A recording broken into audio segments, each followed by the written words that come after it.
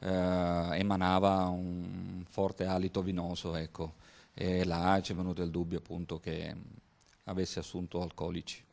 Il brigadiere Vito Staffiotti, insieme al collega, il maresciallo Alberto Bizzotto, è stato il primo ad individuare Denis Panduru mentre vagava a 7 chilometri di distanza dal luogo dove si era ribaltato lo scolabus che stava guidando. Appena ha visto la macchina dei carabinieri, l'uomo ha tentato un'ultima fuga disperata. Una volta individuato, il soggetto ha tentato una breve fuga, l'abbiamo fermato, sostanzialmente ha provato a fornirci delle generalità false, noi l'abbiamo incalzato su questo fatto e lui ha confermato il fatto di essere il soggetto che noi cercavamo. L'alcol test fatto nel tardo pomeriggio ha rilevato la presenza di alcol nel sangue nonostante fossero passate diverse ore dal momento dell'incidente. I carabinieri attendono anche i risultati degli esami tossicologici sull'autista.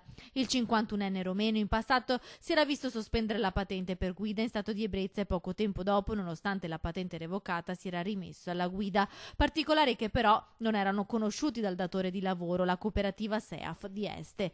I carabinieri di Abano Terme vogliono vederci chiaro e così nelle scorse ore si sono presentati in comune ad Arqua Petrarca e hanno acquisito il contratto di appalto tra l'unione dei 3 comuni dei Colli Ugani, Arquà, Baone e Cinto e la cooperativa coinvolta nel rovesciamento dello scuolabus che trasportava 13 ragazzini, 11 dei quali sono rimasti feriti in maniera lieve. Stiamo cercando di appunto capire quello che era il rapporto che legava ovviamente la società che aveva in gestione il servizio scolastico e anche il rapporto in essere con il soggetto che poi nella giornata di ieri abbiamo tratto in arresto. I carabinieri vogliono verificare nei dettagli quali fossero le modalità previste per il trasporto dei ragazzi e se ci fosse o meno un accompagnatore adulto. Verrà esaminato anche il contratto di lavoro tra il romeno, assunto un mese fa, e la cooperativa. Alcuni testimoni avrebbero visto il pulmino zizzagare durante la curva. L'autista ha perso il controllo rovesciandosi sul fianco. Ora i 3 comuni stanno valutando la possibilità di rescindere il contratto con la SEAF prima della scadenza prevista per la fine dell'anno scolastico,